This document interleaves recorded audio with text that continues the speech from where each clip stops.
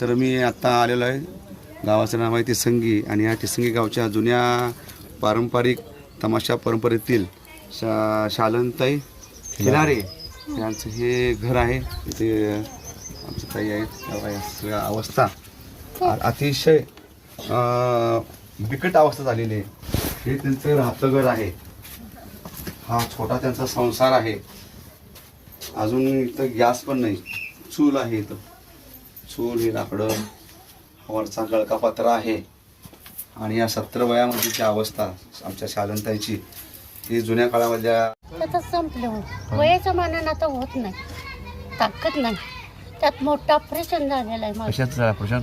कॅन्सरचं झालेलं ऑपरेशन. आता घरी बसूनच आहे. घरी बसलं आर्थिक काय नाही. तुमची अपेक्षा आता की शासनाकडून अपेक्षा काय आहे? काय तुम्हाला काय वाटते आता? मला काय वाटतंय, जिवंत आहे तर बघावं काहीतरी चांगल्या कलाकारांचं. मागं तुम्ही देऊन काय पाहिजेचं नाही. हा बाबा होती चालन कलाकार, काय तिचा आवाज, काय उपयोग नाही, काय तिची कला, वा. ती वाचून काय पाहिजेच आहे का? आत्ताच्या घडीला काय नाही. आपण मेलोनी जग बुडालं. हा खरं आहे की ताईंचं जे मत आहे, त्यांचं म्हणणं आहे ते मला तर पटलेलं आहे की ताईंनी जे एक मत मांडलेलं आहे की मी आता जिवंत आहे, माझं वय वर्ष 70 वय आहे, की शासनानं कुठंतरी आर्थिक मदत करून, आर्थिक त्यांना पाठबळ देऊन त्यांना सहाय्य करावं असं त्यांनाही वाटतंय. माझा हात सोडून तीच विनंती आहे. होय ना? मी लई सेवा केली कोणाकोणाचे नाही तर कार्यक्रम? मोठ्या मोठ्या कला, मोठ्या मोठ्या धंद्यात मी फिरले. ताई, आपण कोणाकोणाच्या कार्यक्रमात काम केलेलं आहे?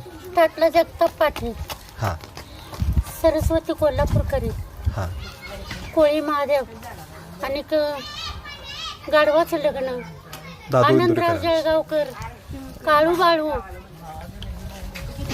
आकाशवाणी सांगली केंद्र, वा, पुणे केंद्र, मुंबई केंद्र, दामोदर लावण्या. आणि आपण विठाबाईंच्या आईच्या फडात सुद्धा काम केलेलं आहे असं जुने लोक सांगतात. पुण्याला अधिवेशन होतं आमचं. हां त्या टायमाला मनोरमा, विठाबाई, केशरबाई, त्यांच्या आई हां शांताबाई, हां ती देखील मी बघितली. ती माझ्याजवळ येऊन बसायची, त्यांच्यासोबत काम मनोरमा केलं तुम्ही. म्हणायची पोरगी आम्हाला द्या. अरे बापरे. तिला सगळी ती संध्या मंगल गुडघ्यावर नाच केली, ते आम्ही तिला शिकवतो. वा वा. एवढी माझ्या कलेला ती इडी झाली माणसं. पण आजपर्यंत तुम्ही आतापर्यंत आणि या एवढं करून काय 50 नाही वर्षाच्या कालखंडामध्ये तुम्ही रसिकांची सेवा केली, केली. हो, रसिकांना एक आनंद दिला. आनंद दिला. हो, पण आज तो आनंद माझ्या संसारात तुमच्या उरला का नाही